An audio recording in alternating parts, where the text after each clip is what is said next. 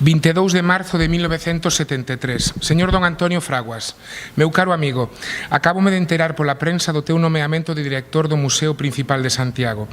Podes figurarte a miña ledicia por tan xusta decisión do Concello Compostelán.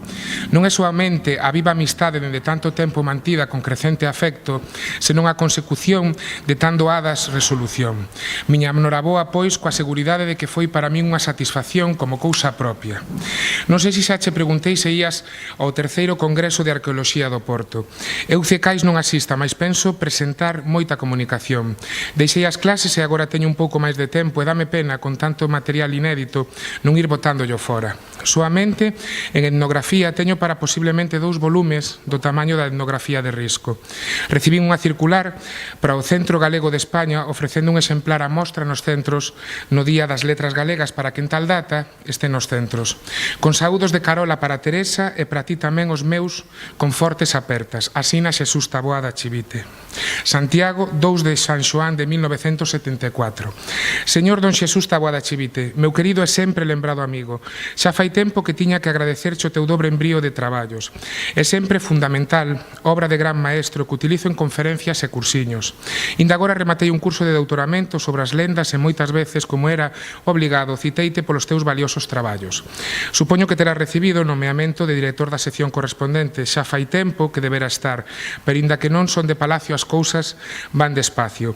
Cos meus saúdos para a túa xente, recibe un forte e agarimoso aperta do teu vello amigo que te quer e lembra. Asina Antonio Fraguas Fraguas. Moi boa tarde a todas e a todos e moitas grazas por vir para celebrar un día tan especial. Esta lectura que fixen é para que poidades comprobar como era a relación entre estes intelectuais. Estes son homes comprometidos coa cultura, como eran don Xesús Taboada Chivite e don Antonio Fraguas.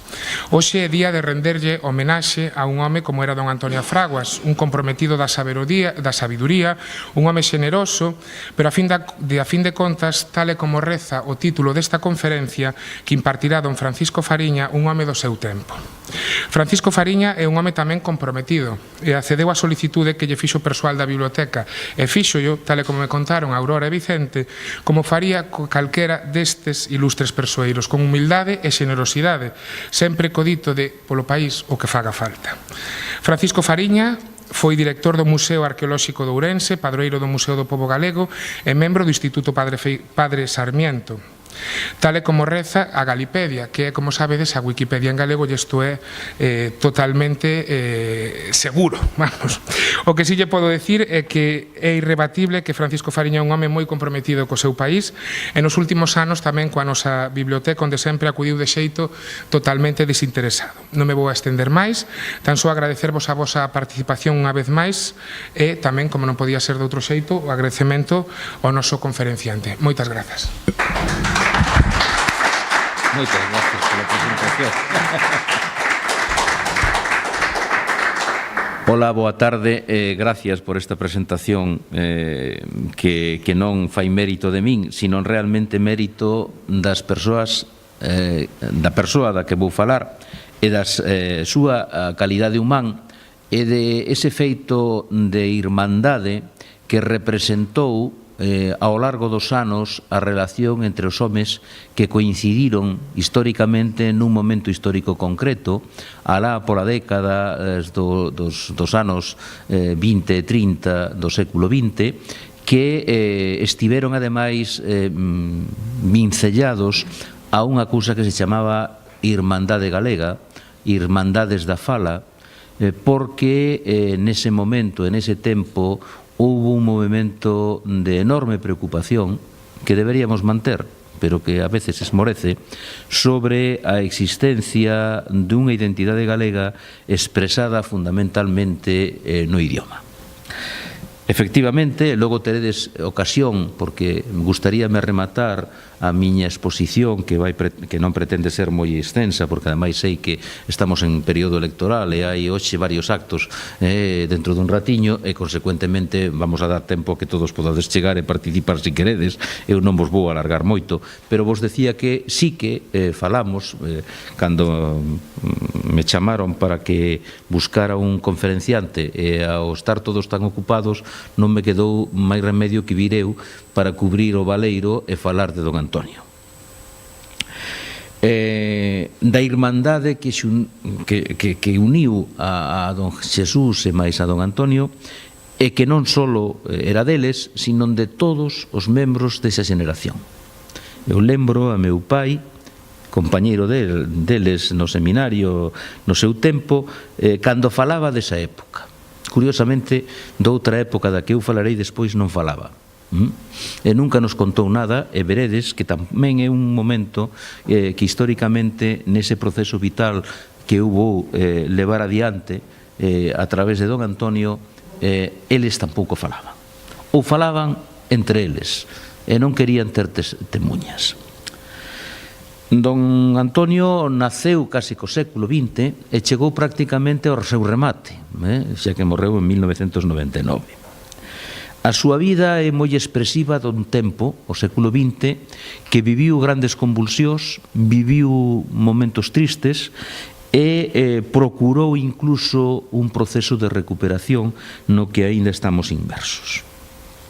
Se eu sitúo o nacemento de don Antonio en 1905, estamos nun momento en que don Antonio nace en Cotobade, nunha entidade, nun mundo rural, abeirado a boa vila de Pontevedra, non dista máis alá de 20 kilómetros, pero que, sin embargo, ten todos os riscos e as trazas dunha sociedade rural tradicional, mesmo incluso nos hábitos sociais. Como sabedes, e el nunca o ocultou, como dixo, eu fun fillo de solteira. Pero ese era un estatus normal nunha sociedade na que os homes víanse moitas veces obrigados a marchar á emigración. Os 20 primeiros anos, incluso os 30 primeiros anos do século XX, no mundo rural galego, prodúcese unha fisura enorme que é a marcha dos homes, aínda que estaban afeitos a marchar de por sí, e máis os de Cotobade, que eran todos canteiros e andaban o mismo en obras en Portugal que en Santander que en Madrid, marchaban, iban a cuadrilla, marchaba, e estaba a veces 3, 4 anos, volvía. Algúns casaban, outros comprometíanse, porque, como sucedeu no caso de don Antonio, o crego, moi rigorista, non lle quixo dar o casamento ao pai e a nai, porque non pudo presentar dúas testemunhas de que non casara cando andivera ca cuadrilla por Portugal. Non encontrou testemunhas. Tiña que marchar, porque marchaba a Brasil, e quería casar, pero como non pudo, comprometeuse, alá sei que foron a Cibeiro, ambos os dous, pai e nai, a comprometerse de que cando el volvera casaría. E así o fixo, pero xa o cativo tiña daquelas case que 8 anos. Estamos, pois, nun primeiro momento que nos marca dúas realidades vitais do país galego: a emigración do mundo agrario e a súa transformación. E digo a transformación porque don Antonio, sendo un rapaz, foi á escola. Non era moi habitual. As escolas, e hai unha anécdota que ven ao caso, que dice que eu fun á escola e durante un certo tempo, eso que o mestre era, non sei se primo da súa nai, enseñaba e tiña un instrumento que se chamaba regla, que eu tardei moitos anos en descubrir que servía para medir os planos e os dibuixos. Pensei que era un arma de ataque, porque só recibíamos con ela golpes.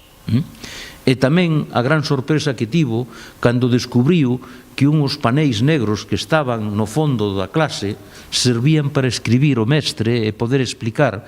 Cando veu un inspector a probar, a ver como andaban os alumnos, cales eran os seus coñecementos, e chegou, sacou unha cousa blanca do bolsillo e empezou a escribir naqueles paneis negros que durante 5 anos viu todos os días na clase, porque el sentaba no fondo naquela clase, e non sabía para que servían aqueles paneis, pero ao cabo de 5 anos descubriu que servían para poñer unhas notas, para escribir, para poder explicar, para facer dibuixos, que era unha das cousas das que tamén disfrutaba. Pois ben, nese mundo, nesas escolas rurais, que tiñan moitas eivas, a xente non tiña realmente unha gran preparación. Estou falando entre o ano 10 e o ano 15, entre o ano 5 e o ano 15 prácticamente. A circunstancia cambia cando empezan a aparecer no ámbito rural dous modelos de escola diferentes. Unha, as escolas que pagan, e os mestres, que pagan os emigrados que residen en América maiormente, que teñen unha idea moi clara de que se necesita unha transformación importante do noso país e deciden crear escolas e pagarlle os mestres. E iso coincide con outra circunstancia real, que é que en España empeza a haber un proxecto de formación de mestres.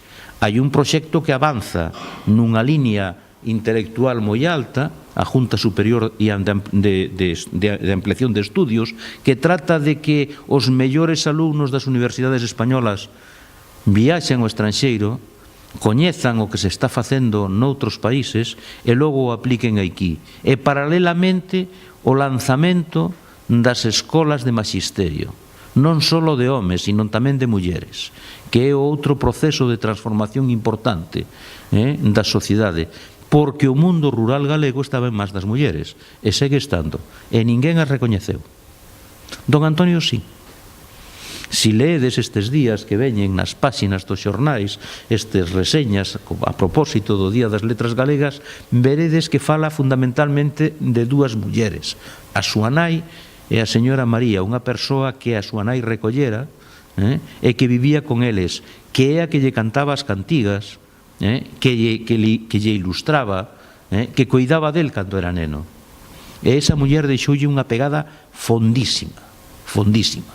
Eu realmente teño que reconocer que tratei a don Antonio non como alumno, senón cando realmente se puso en marcha o Museo do Pobo Galego.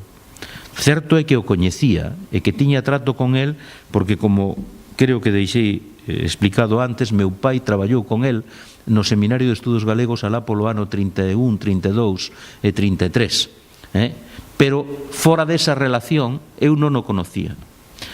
Coñecíno a partir do momento en que se crea e se pon en marcha o Museo do Pobo Galego, e neses anos trateino relativamente bastante, porque como falaba don Xaquín Lorenzo con el nalgúnha ocasión, dicir, bueno, ahora cando nos chaman temos que ir de bandeiras, trátannos como trapos e temos que ser usados e deixarnos usar porque realmente o país o merece.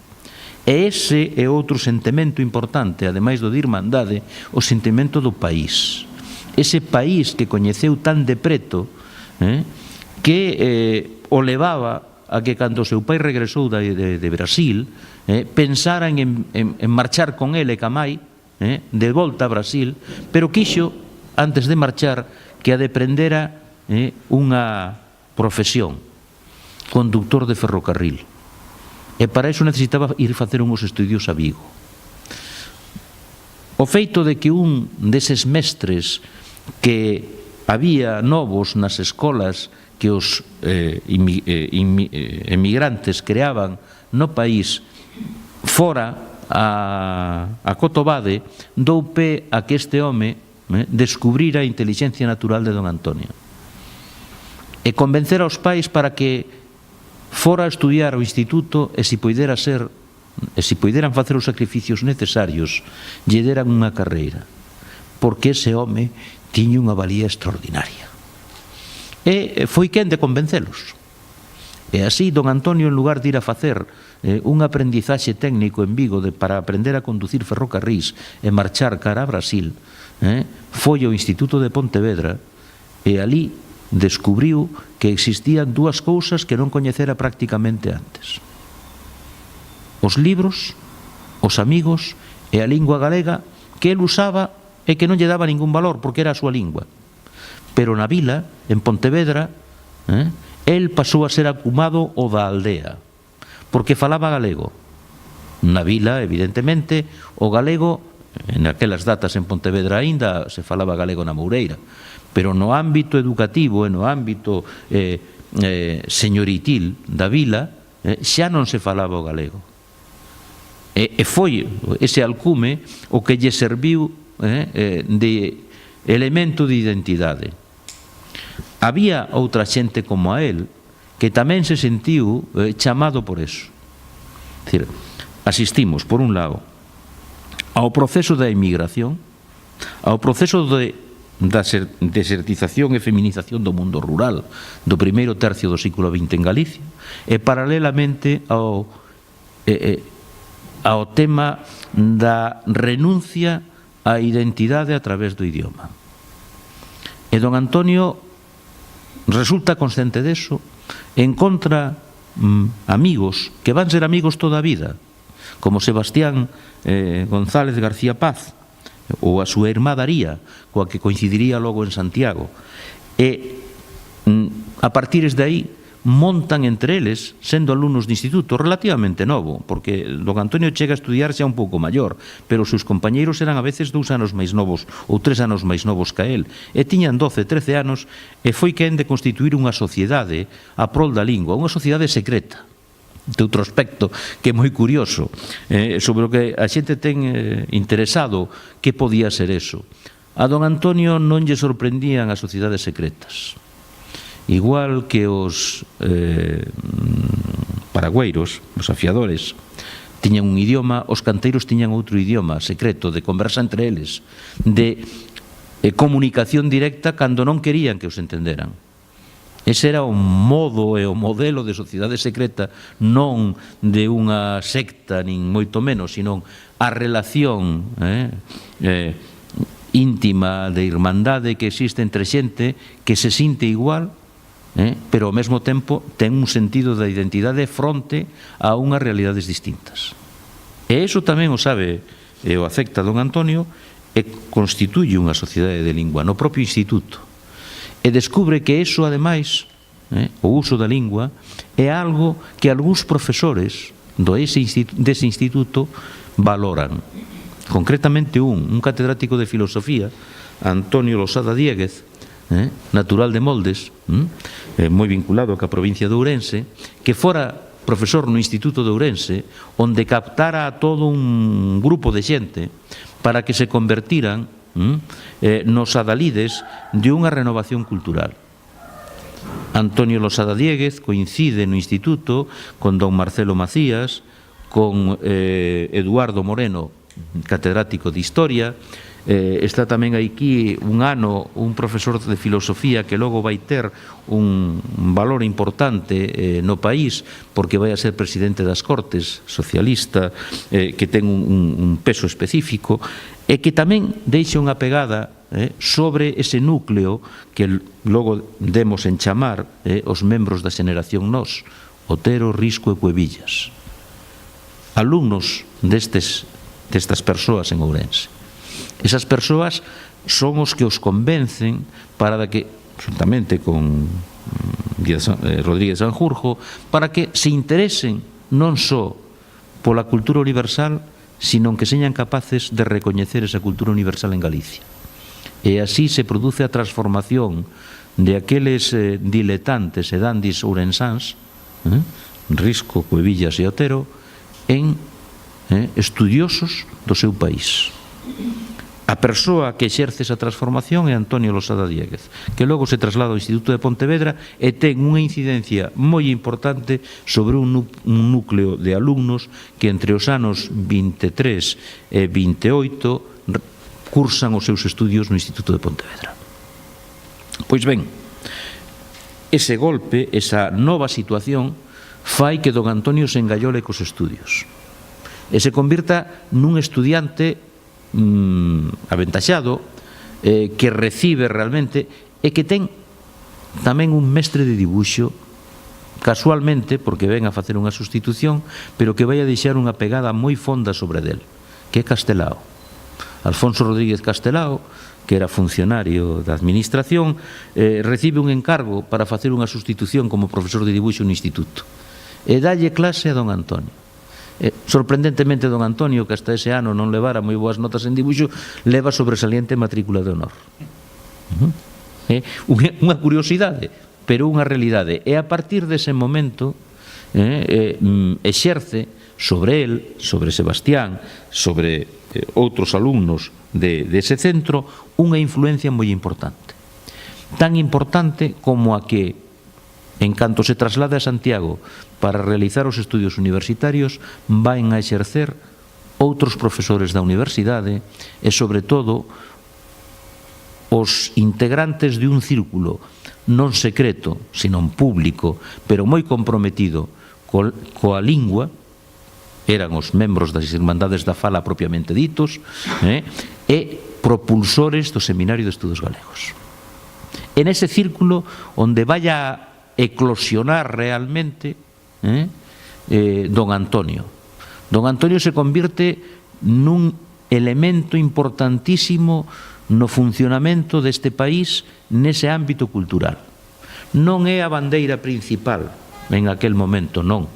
Ese papel vai no desempeñar moito despois, pero é nunha frase que o define moi ben de Justo González Beramendi, o soldado fiel.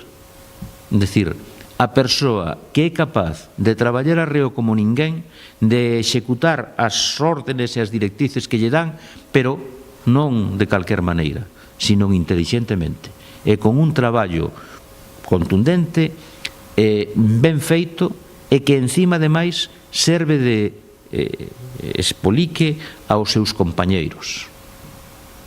E entra con un discurso no Seminario de Estudos Galegos, porque era obligatorio pronunciar un discurso de ingreso, e a continuación é quen de atraer aos seus compañeiros de curso a participar nas labores do seminario, que vayan conocendo como se traballa, como se fai. E ali, na man de Cotarelo de Cotarelo, de don Salvador Cabezas, catedráticos de universidade, e Cotarelo será despois o director da súa tesis moitos anos despois, van a empezar a aparecer en torno ao seminario rapaces que van a constituir o núcleo da transformación de Galicia en boa medida, porque a traverso das bolsas que lle concede a Xunta de Ampliación de Estudios, do traslado de algúns deles a Madrid, a Valladolid, incluso a Zaragoza, uns por castigo e outros voluntariamente, van a ter un contacto con outros ambientes que van a trasladar aquí sen perder o sentido de que este país necesita unha transformación propia, de que teñen que vivir nun país común, que ese outro aspecto que moitas veces se esquece, que teñen un sentido da unidade peninsular, e digo peninsular e non só española, porque se sinten moi próximos a Portugal, e se tecen uns vencellos intimísimos coas persoas que nese momento están facendo unha labor semellante en Portugal. Hai un intercambio importante. Igual non está de máis recordar que baixo a dirección do rector Rodríguez Cadarso créase un seminario de estudos galaico-portugueses e se celebra en 1935 a primeira semana galega en Oporto, que é o primeiro paso para afianzar esas relacións que xa viñan de atrás e que están marcando unha línea. E esa línea vai a coincidir tamén con unha transformación a nivel político importante que se está producindo en España. Todos sabedes que si no ano 23 el general Primo de Rivera dá un golpe de Estado mantendo a forma da monarquía, pero convírtese na dictadura. É dicir, é el quen exerce, aínda que ten un rei. A dictadura entra en crise por un proceso profundo de degradación, en parte debido á corrupción, en parte debido ao resultado da política en África, unha política colonialista que atopa grandes resistencias, sobre todo porque se necesitaban moitos homes para ir ás guerras. E os que producían eses homes, o mundo que producía eses homes, prefería marchar a emigración que ir á guerra de África. Se iba, era obrigado. Entón, iso provocaba, e provocou, unha situación de tensión e de degradación propia de dictadura. E a dictadura acabou na dictablanda do general Berenguer.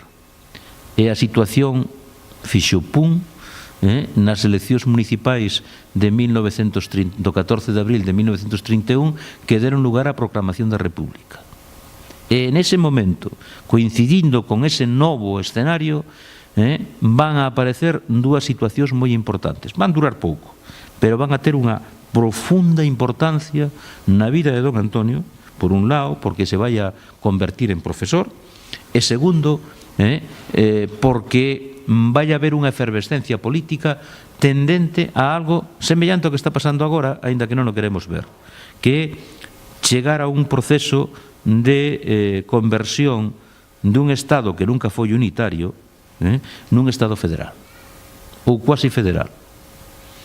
A República, a Constitución da República a veces non deixaba marxe, pero tanto na periferia, nos movimentos periféricos, en Andalucía, aínda que moitas veces se esquece, en Valencia, en Cataluña, no País Vasco e en Galicia, xurde un movimento de identificación, de autoidentidade, que ten un peso específico que vai levar a definición deses estatutos de autonomía dos que o galego apróbase por referéndum o 28 de xuño de 1936 e poucos días despois queda en agua de borrallas. Pois ben, neses anos prodúcese outro proceso de transformación importantísimo, non só a nivel social, que nesa búsqueda de reafirmación de identidade é moi importante o labor que realizan os homes de seminario, ca súa actividade profesional, co seu exemplo, coas súas xeiras de estudo, nos que implican a toda a sociedade dos lugares que recorren e que estudian e catalogan, senón tamén porque a República decide, como elemento importantísimo, desenvolver unha política cultural de transformación do país. Esa política cultural de transformación do país ten dous eixes moi importantes. Un é a política de bibliotecas que lanza María Moliner, e outro é o desenvolvemento dun programa de formación de profesorado e de creación de novas escolas públicas en todo o país, en todos os núcleos do país, e paralelamente desenvolver unha serie de actividades de alfabetización pública destinadas aos maiores, que son aquelas xeiras que organizaban das misións pedagóxicas. Esos tres eixos son fundamentais na acción política da República. Precisamente por eso, en canto triunfo o golpe de Estado, entra en crise. E que se produce? A represión moi dura e que se ceba fundamentalmente en axentes que traballaban na educación, foran mestres ou profesores de ensino secundario, porque se crearon tamén moitos centros de ensino secundario, porque se entendía que sen unha boa educación e sen unha boa cultura non podía existir un país. E tamén sobre a cultura.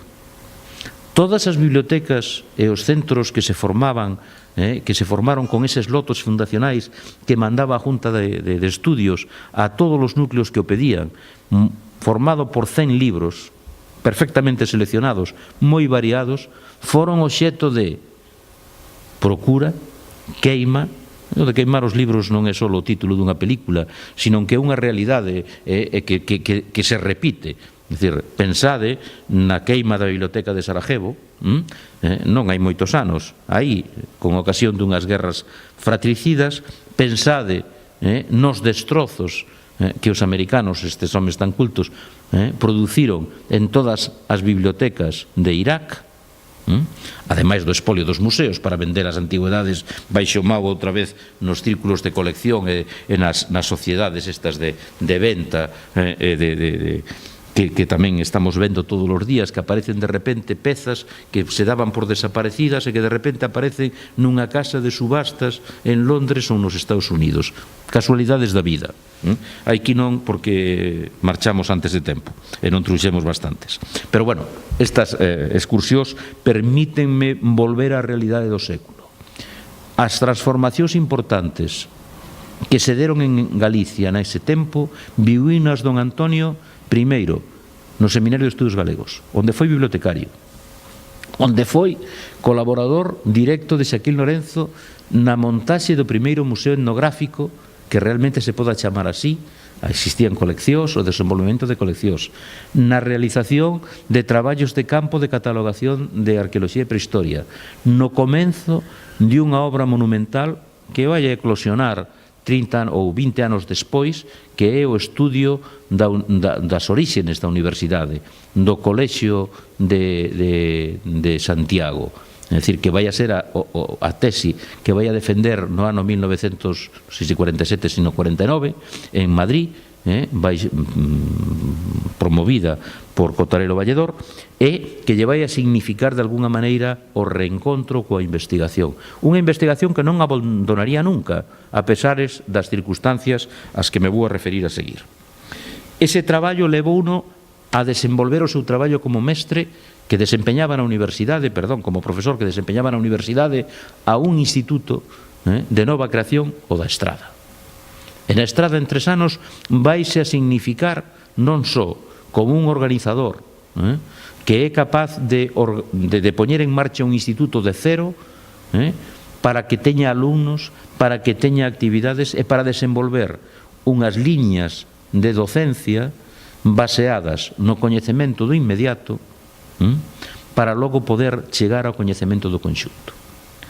Isto é factible e ademais documentouse a partir dos fondos que, como el definía o seu tesouro, cando entregou ao Museo do Pobo Galego a súa biblioteca e o seu fondo arquivístico, porque el non ten publicado nada sobre como é a docencia, como ten que ser a docencia, pero, sin embargo, entre os seus papeles hai todos os apuntes do traballo que realizaba na organización do Instituto da Estrada, de como procuraba a forma de levar aos alumnos que non saliran dali a ver Santa Trega e ver o mar. Que é un choque importante. Moitas veces non temos conciencia, porque hoxe temos moitas facilidades, pero non temos conciencia do que significaba eso nos anos 30. Hai que situarse na realidade de ese tempo e das comunicacións e das dificultades incluso de logística para levar a un grupo, a un fato de rapaces, 30 rapaces de excursión desde a Estrada ao Trega. Hoxe collemos o carro, montamos, marchamos, se necesitamos levar 20 carros levamos, se non levamos un autobús. Daquelas había que ir un autobús, deses aqueles autobuses que quizá teñades visto algunha vez, así en algunha foto, porque xa van quedando solo nas fotos, nos que iba na parte de abaixo había unha parte que levaba asentos, na parte de atrás iban as bolsas, os paquetes, as caixas e a veces o gando. E a veces tamén tiñan unha parte de arriba na que iban os máis novos formando barullo. Bueno, pois neses autobuses que xa nin se ven, era como iban nas excursións. Ou ben facendo pequenas excursións a pé para descubrir a riqueza do que tiñan próximo, porque esa era a realidade que eles podían coñecer. E a partir de aí, cando se acercaban a ver a iglesia de ali ao lado da Estrada, de Ansemil, a Ponte, Taboada, estaban vendo o arte da construción do románico. Logo podían falar de todos eses monumentos do románico que aparecían nos libros, pero eles tiñan e sabían o que habían visto e polo tanto podían imaginarse aquel outro en grande, pero eles tiñan o visto de preto. Por qué? Porque había alguén que os levara ali e lles explicara que eso era o mesmo que estaba no outro sitio, que era o que parecía no libro de texto, porque os libros de texto tampouco eran como agora. Non pensedes. Os libros de texto eran unha relación de cousas, máis ou menos escritas, unhas cousas impresas, pero prácticamente, como moito, tiñan algún grabado, non máis de 6 ou 7 nas 100 páxinas dun libro de texto, non tiñan nin ilustracións, nin fotos, nin dibuxos, nin seccións, nin cousas así, non era así, era moi distinto.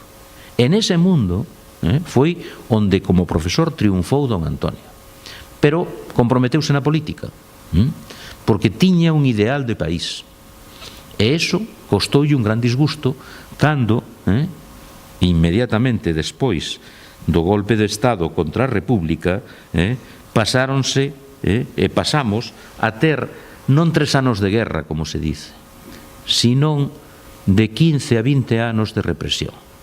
porque en Galicia non houbo guerra. Noutras partes do país sí, pero sí houbo represión. E houbo represión fundamentalmente, como dixen antes, contra os libros, contra os mestres e contra aqueles que se significaran políticamente por calquer cousa. Políticamente, significarse políticamente significaba, ou podía ter incluso o componente de que eu fun ao baile, saquei a bailar a unha rapaza que non lle quixo bailar a outro que era dos que agora mandaba. As relacións humanas son tremendas, pero houve moita venganza inhumana naquel momento.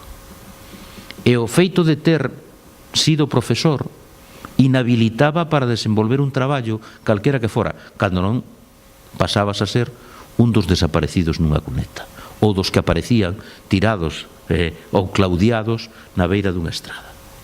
Desgraciadamente foi así. E houve moita xente que tuvo que manter a dignidade dicindo, eu fixen e fun o que fun, pero funno dignamente e conscientemente. E creo que non fixen mal a ninguén. Pero como o párroco non tuvera a mesma opinión que a ti, estabas fastidiado. Pasabas a ser... Todos os funcionarios públicos foron obxecto de depuración. Non só algúns, todos. E aqueles que non demostraron unha afectación directa ao movemento nacional foron rexeitados e foron sometidos a vixiancia, porque a delación e o medo foron o que se impuxo neste país, en España, entre 1936 e 1950.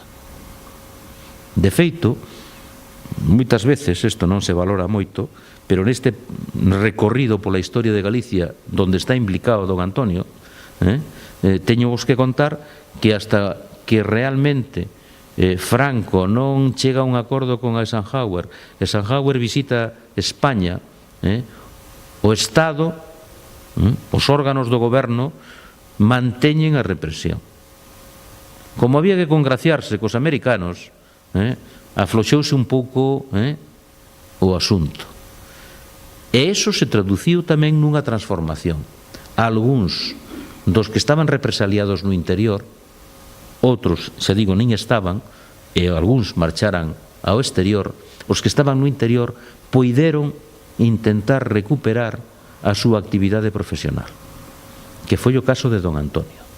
Don Antonio sobreviviu desde 1936 a 1950 por unha parte, porque tiña a confianza da universidade de aqueles que foran compañeiros seus que cando se quedou sin traballo no instituto foron e recordaron que tiña un nomeamento como profesor na universidade e o reaceptaron porque sabían que era unha persona de valía, non de moi boa gana nin para que fixera moitas cousas, pero polo menos permitíalle vivir.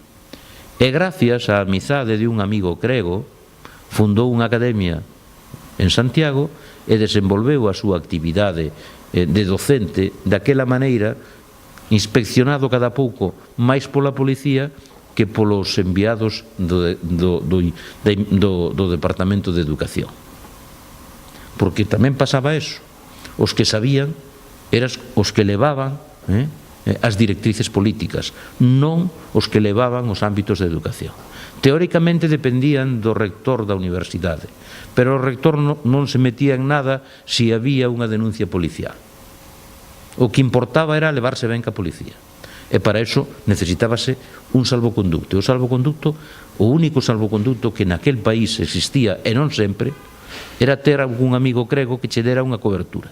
E don Antonio, que era unha persoa moi religiosa, fea que non renunciou, aínda que políticamente se significou o suficiente para seguir, e foi o que lle costou os disgustos, en boa medida, porque iba a lles costar igual, pero bueno, en calquer caso, os disgustos, porque foi consciente e foi coherente co seu pensamento político con independencia das súas creencias religiosas, que mantivo ata a súa morte, pero que nunca quixo, sendo un home moi religioso e moi creente, nunca quixo exteriorizar.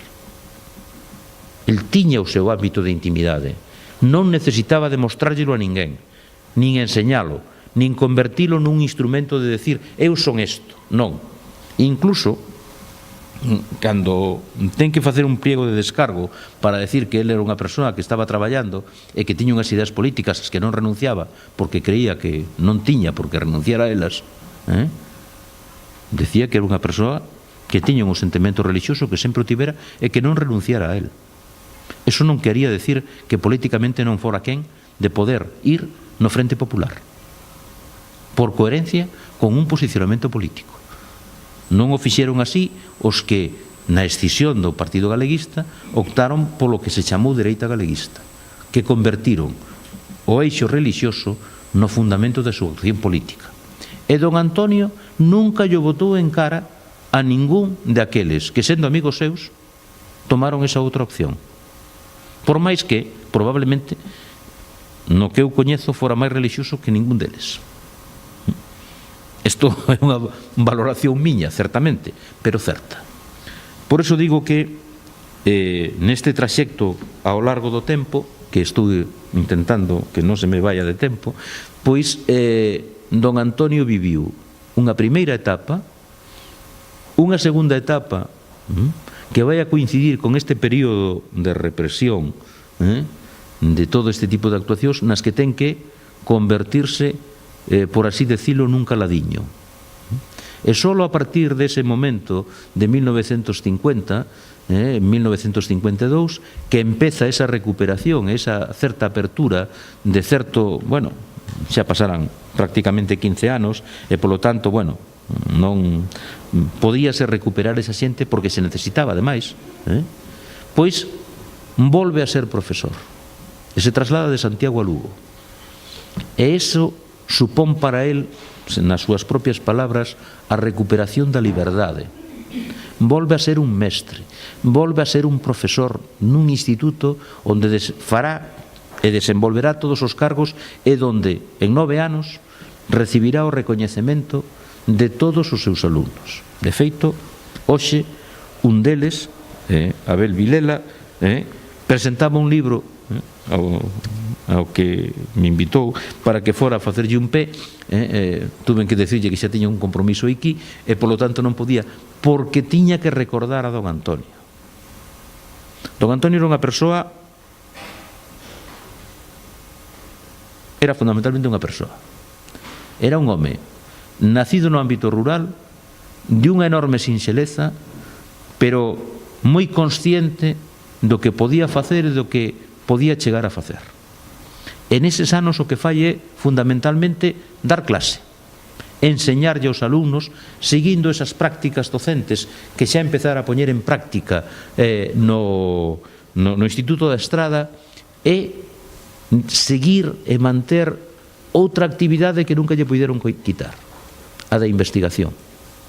E ao campo levaba a súa libretiña, unha libretiña desas pequerrechas de papel cuadriculado, no que apuntaba e dibuixaba, cousa que compartía con Taboada e con Xaquín Lorenzo. Tiñan ansia por dibuixo, era unha forma de memorizar, pero ao mesmo tempo era unha forma de identificar para os traballos do futuro cousas, e apuntaba cantigas, ditos populares, formas da tradición, relación dos homes ca natureza, a forma de como se xunguía unha parella de bois nun carro. Todas esas cousas formaban parte do seu interese, e a fala da xente, e a xente, as persoas. Non eran xente, eran persoas. Persoas coas que falaba, coas que tiña un trato de tú a tú, que sempre o convertiu nun elemento. De feito, os seus alumnos chegaron a chamarlle San Antonio Fraguas, porque era unha persoa que se facía querer, que se facía querer. E ese é o proceso que desenvolve entre os anos 50 e 59 en que está en Lugo, e que vai a desenvolver despois cando no ano 59 volve a Santiago, onde retoma o contacto coa universidade, o contacto co organismo que sucedera ao seminario, aínda que xa o mantiña de antes, pero en ese momento se implica definitivamente nel, que é o Instituto de Estudios Galegos Padre Sarmiento, e con cantas outras iniciativas culturais se poñen en marcha en Santiago, a Agrupación Cultural O Facho, a a recuperación do traxe galego, o Museo Municipal de Santiago, o Arquivo Municipal de Santiago, onde está outro amigo seu. E tamén eses tempos de Lugo son os tempos nos que retoma unha parte da relación con Portugal. Digo, retoma, e que se manterá prácticamente hasta 1965, cando lle sucede unha anécdota que o limita porque lle volve a meter o medo no corpo. Con motivo dunha viaxe a Portugal a un congreso, un inspector de policía español en Porto obrígalle a súa muller, a Teresa, a vaciar o bolso para ver si leva cousas prohibidas. En Porto. Non ao chegar de volta, como se dice moitas veces.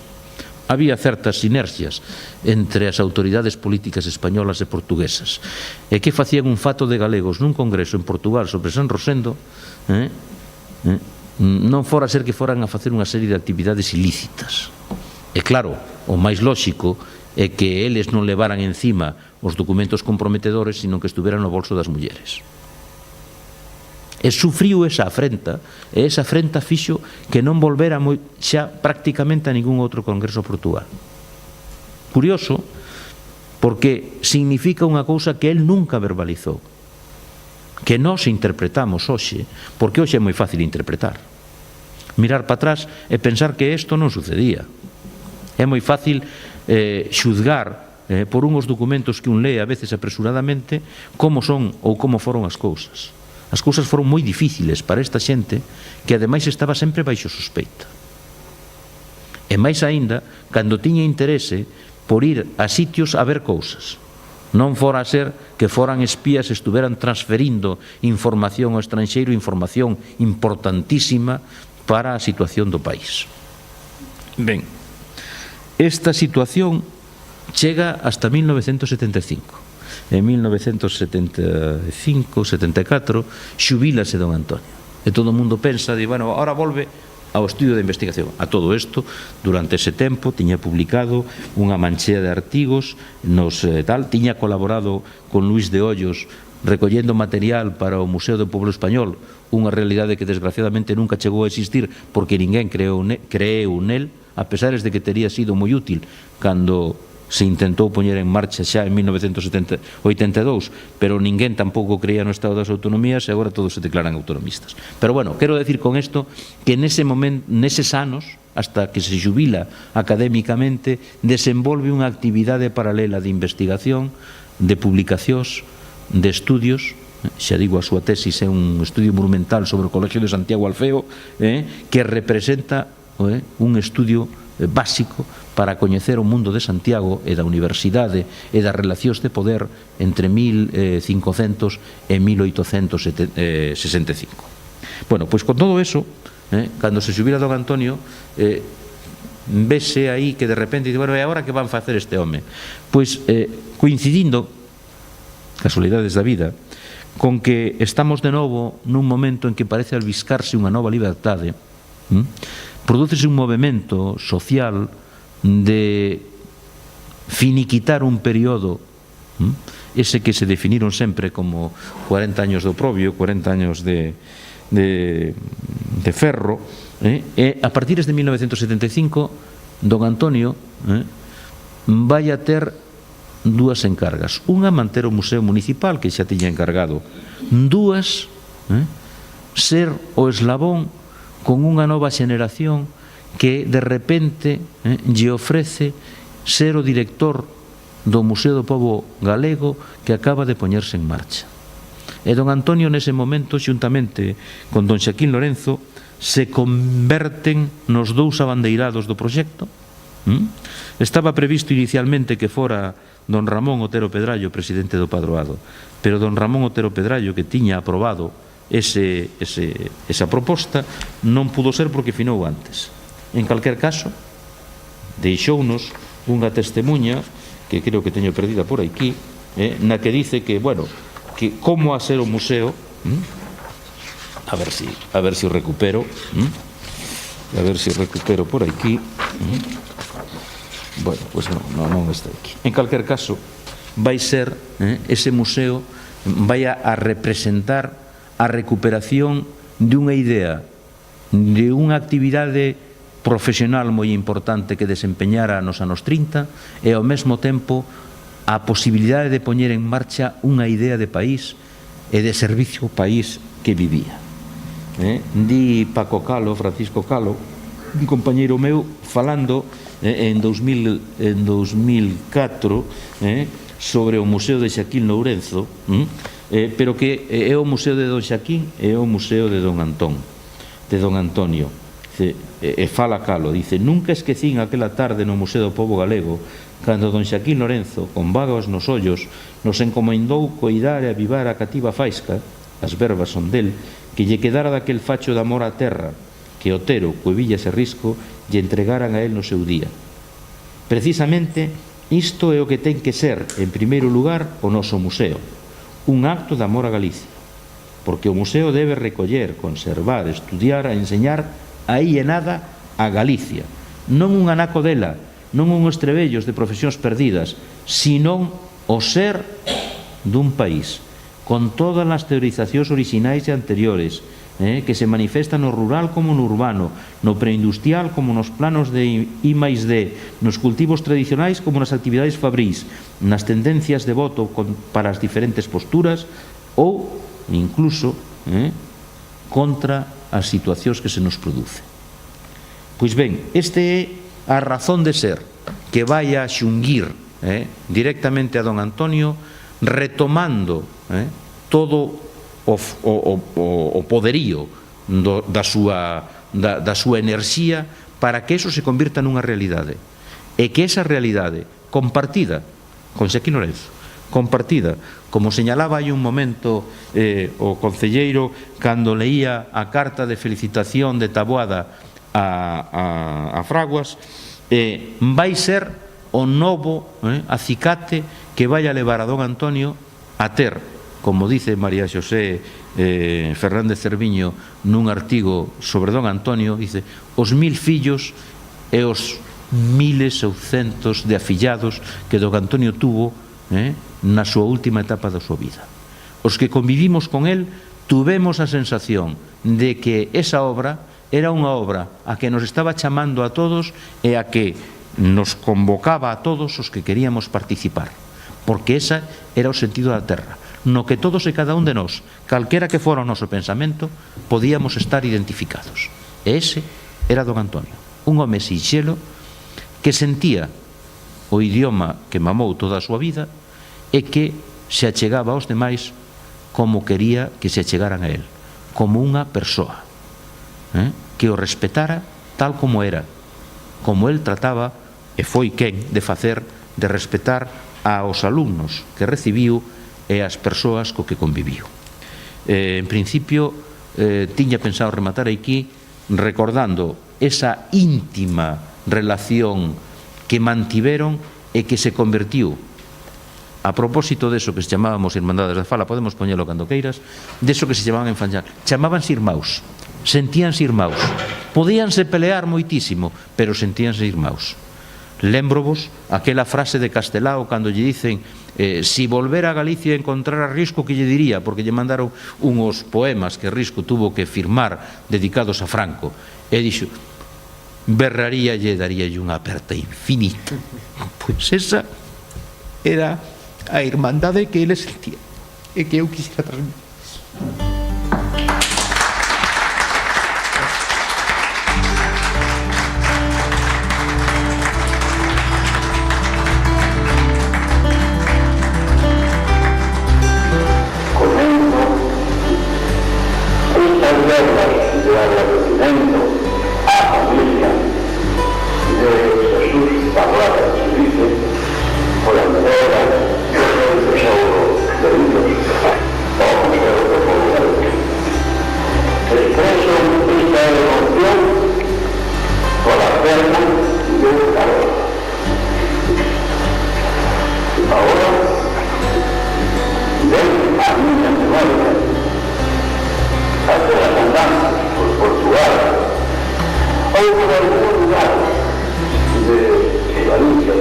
Por ejemplo,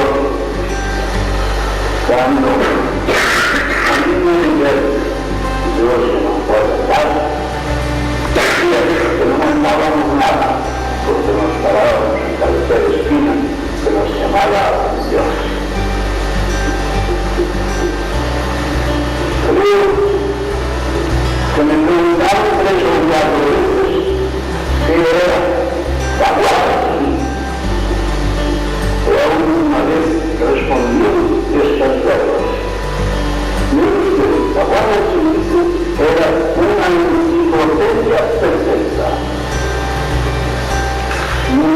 daba nada, non lle sobraba.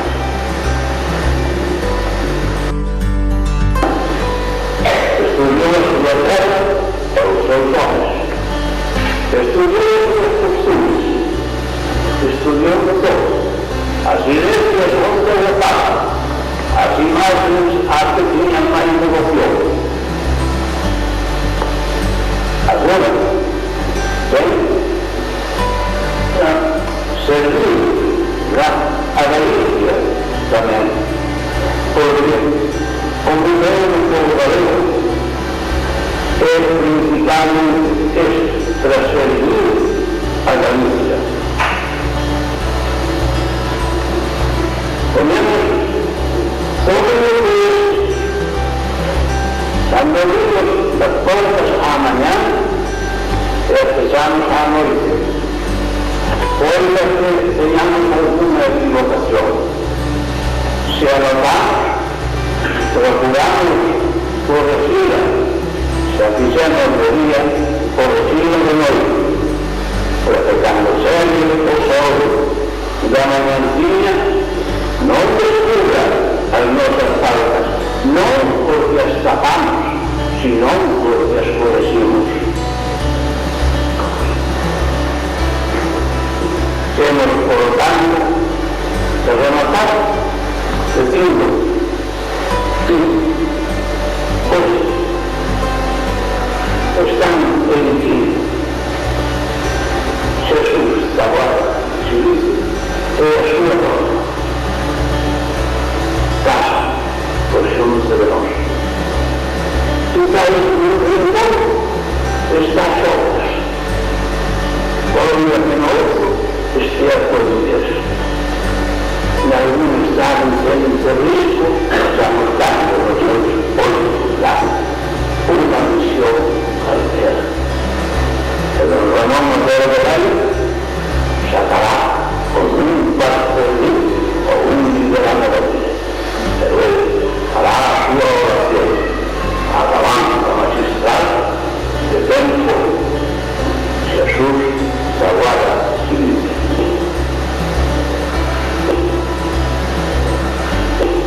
Somente decimos unha cousa, o seu espírito queda presente no Museo do Pobo Galego. Queridos familiares, no medio do sentimento expreso por o padecimento de cada un, moitas gracias.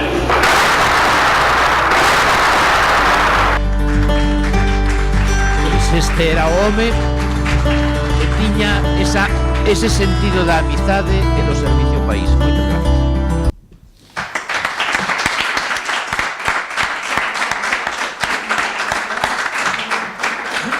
Bueno, se queredes algunha pregunta.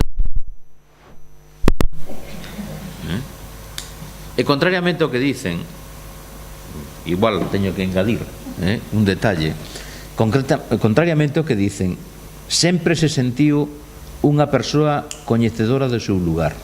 Nunca quixo ser o abandeirado, pero cando lle tocou selo, non renunciou a ese rol e desempeñouno con toda dignidade.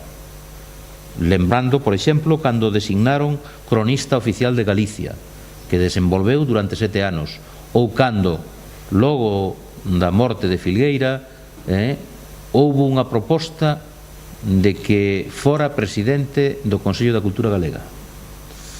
Daquela ocasión, recordo ben, eu fixen a proposta a seu favor, fixeronlle unha engañifa.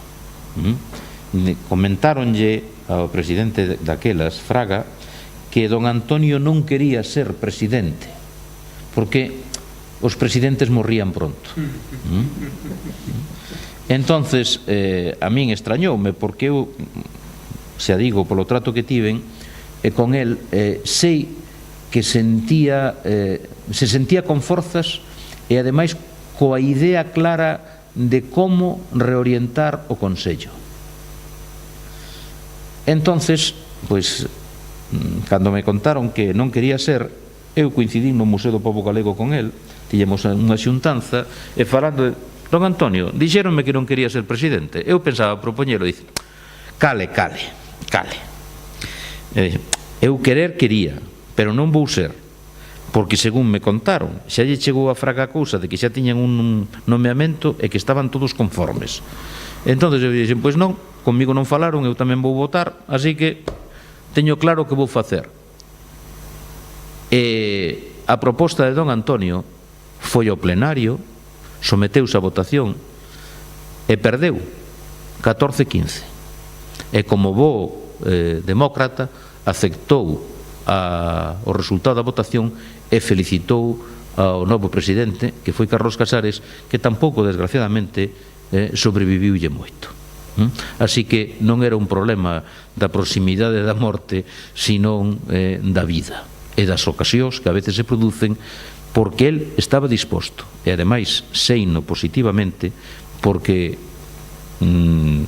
así o manifestou nunha ocasión, tiña o carácter suficiente para plantarlle cara a don Manuel, a que en todo o mundo temía, e dicirlle, así non se fan as cousas. Fun testigo deso nunha reunión na que eu estaba, e a don Manuel sei que non lle gustou moito, pero respetaba a xente que era capaz de dicirlle as cousas e as razóns, e don Antonio díxolle que eso non lle gustaba moito por isto, por isto e por isto. O mamotreto ainda o vemos cando vamos camiño de Santiago e vemos aí uns edificios aí cercanos á autopista, nada máis. Ahora sí que remato.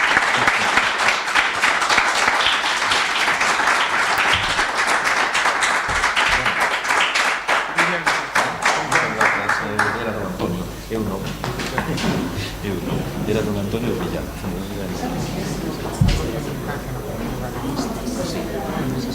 Sí. Sí.